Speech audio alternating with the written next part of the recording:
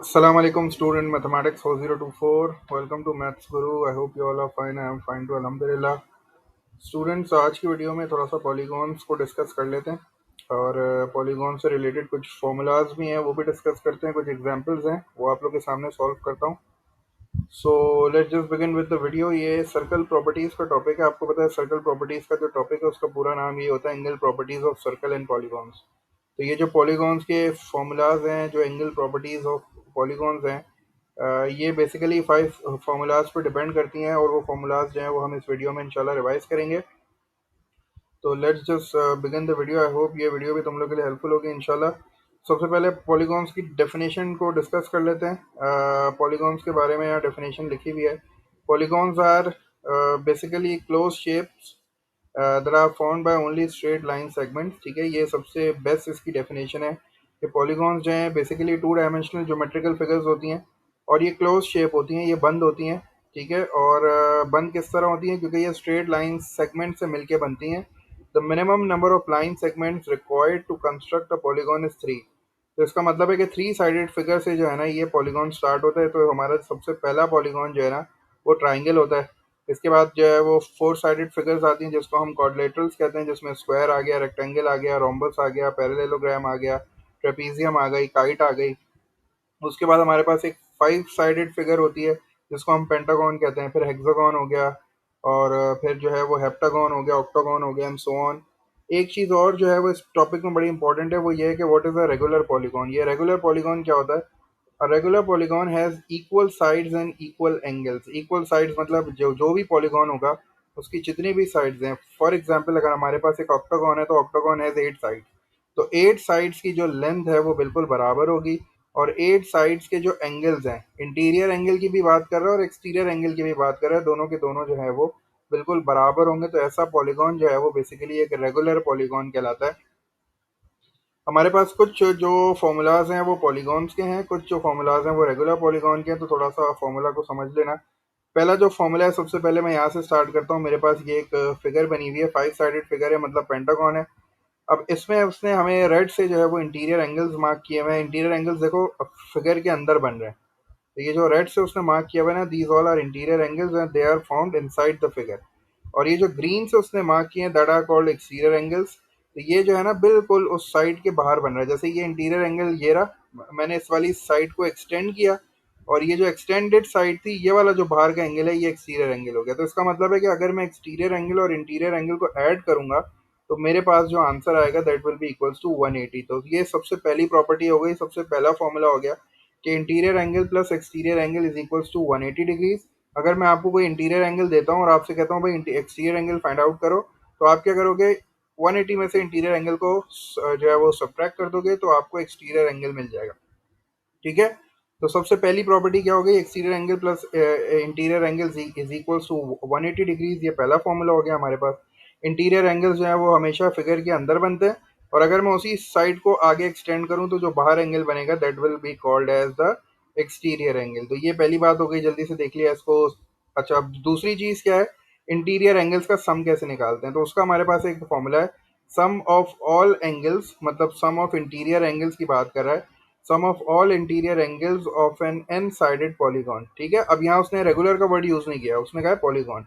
तो इसका मतलब है कि अगर मैं आपको कोई भी पॉलीगॉन देता हूँ और मैं कहता हूँ कि भाई उसका मुझे सम ऑफ इंटीरियर एंगल्स जो है वो फाइंड आउट करके दिखाओ. सम ऑफ इंटीरियर एंगल्स का मतलब है जितने इंटीरियर एंगल्स हैं सबको ऐड करके जो टोटल है वो बताओ, वो कैसे आएगा? तो उसके लिए आप ये वाला फॉर्मूला यूज करोगे, n minus two into 180. n is the number of sides. ठीक है, जितनी भी उसकी साइड्स होंगी, ऑक्टागन है तो 8 आ जाएगा, हेप्टागन है तो 7 आ जाएगा, डेकागोन है तो 10 आ जाएगा. तो जो भी आंसर आएगा वो आपके इंटीरियर एंगल्स का सम होगा. ठीक है, ये पॉलीगॉन का फॉर्मूला है, रेगुलर का नहीं है, ये पॉलीगॉन का है. किसी भी पॉलीगॉन के इंटीरियर एंगल्स का अगर आपको सम निकालना है तो आप ये फॉर्मूला यूज कर सकते हो, n minus two multiply by 180. अच्छा, अब आपने सम ऑफ जो है वो इंटीरियर एंगल निकाल लिया. अब अगर आपको एक इंटीरियर एंगल निकालना है तो आप क्या करोगे? अब एक इंटीरियर एंगल जो है ना वो रेगुलर पॉलीगॉन का ही निकाला जा सकता है, क्योंकि रेगुलर पॉलीगॉन ऐसा पॉलीगॉन है जिसके सारे एंगल्स इक्वल हैं.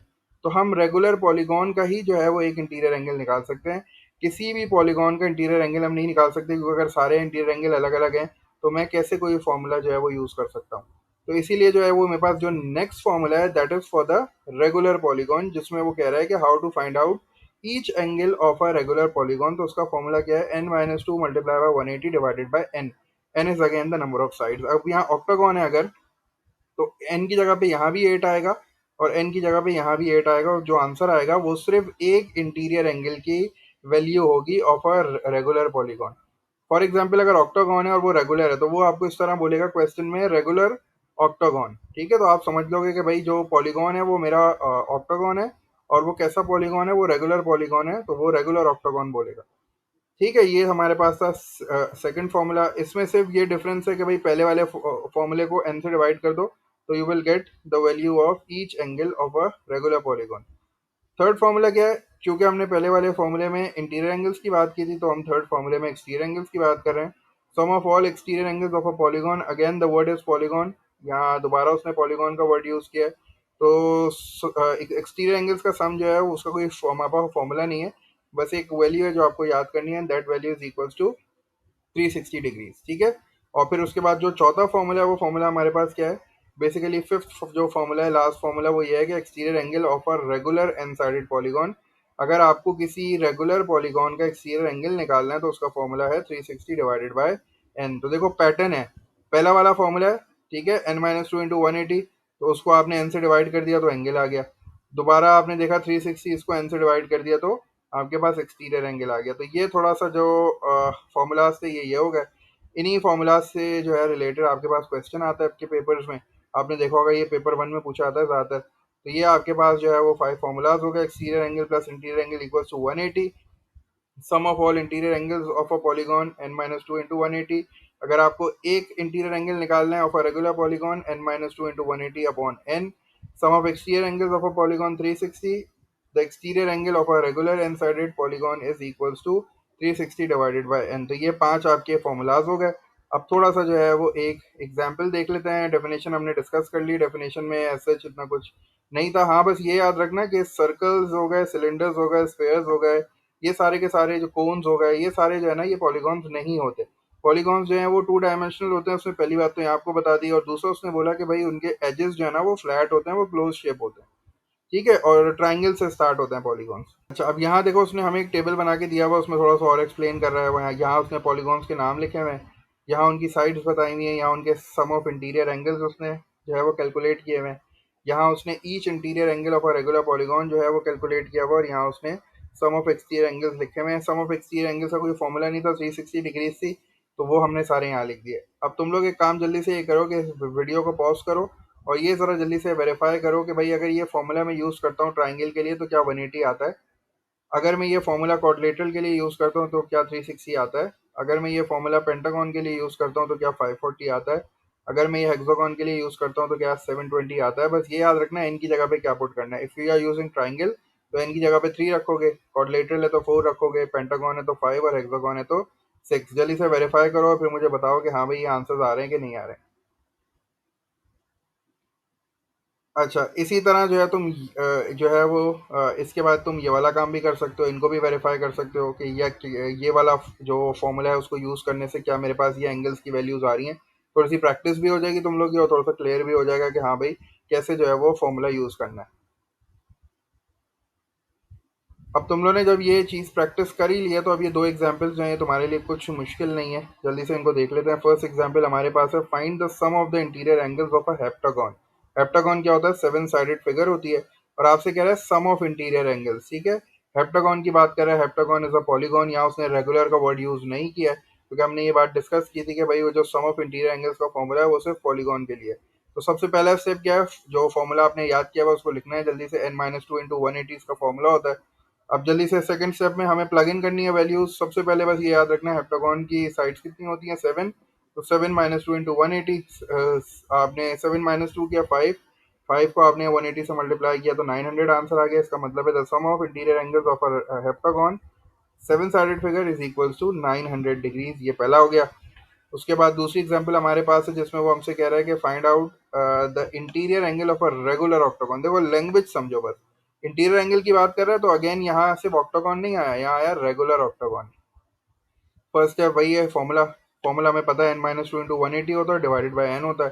एन कितना यूज करना है, ऑक्टोगॉन है तो ऑक्टोगॉन का मतलब कि एन की जगह पे 8 यूज करना है। तो 8 - 2 इंटू 180 डिवाइडेड बाई 8, 8 - 2 6 किया, 6 को 180 से मल्टीप्लाई किया और फिर 8 से डिवाइड किया, तो हमारे पास जो each interior angle of a regular octagon is coming out as 135 degrees. ठीक है, चूंकि ये रेगुलर था इसीलिए हम इसका एंगल फाइंड आउट कर सकते हैं। अगर हमारे पास पॉलीगॉन रेगुलर नहीं है तो हम ये फॉर्मूला यूज नहीं कर सकते, क्योंकि उसमें तो हर एंगल अलग अलग होगा, तो हम उससे फाइंड आउट नहीं कर सकते। तो ये फॉर्मूला ओनली रेगुलर पॉलीगॉन्स के लिए है इंटीरियर एंगल का, और ये वाला जो जो फॉर्मूला है सम ऑफ इंटीरियर एंगल्स का, ये पॉलीगॉन्स के लिए आप किसी भी पॉलीगॉन पे यूज कर सकते हो। तो ये कॉमन एग्जांपल्स थी, आई होप तुम लोग को कॉन्सेप्ट जो है वो क्लियर हुआ होगा। इसकी और भी बहुत सारी एग्जांपल्स हैं पास्ट पेपर्स में, ज़रूर ट्राई करना उनको। और अगर फिर भी कोई कंफ्यूजन हो तो डू लेट मी नो। इंशाल्लाह मैं कोशिश करूंगा कि इसके पास पेपर्स के सॉल्यूशंस भी जो है ना वो तुम लोग के साथ डिस्कस करूं, ताकि ये कॉन्सेप्ट जो है ना ये अच्छी तरीके से क्लियर हो जाए। अंटिल देन टेक केयर, मेहनत करते रहो, प्रैक्टिस करते रहो। You have less than 14 days। इंशाल्लाह अल्लाह पाक तुम सबको कामयाब करे। अल्लाह हाफिज़।